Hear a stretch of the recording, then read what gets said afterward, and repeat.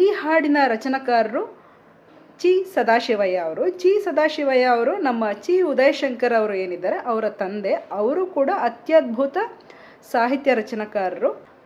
ತುಂಬಿತು ಮನವ ತಂದಿತು ಸುಖವ ಪ್ರೇಮದ ಗಾಳಿ ನನ್ನ ಜೀವನವರಳಿ ನನ್ನ ಜೀವನವರಳಿ.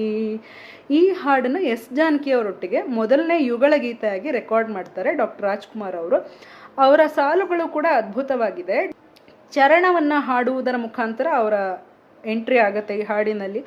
ಹುಣ್ಣಿಮೆ ಚಂದಿರ ತಾನಗಲು ಉಕ್ಕುವುದೇತಕ್ಕೆ ಆ ಕಡಲು ಗೊತ್ತೇ ಗುಣಶೀಲೆ ನೀ ಹೇಳಲೆ ಬಾಲೆ.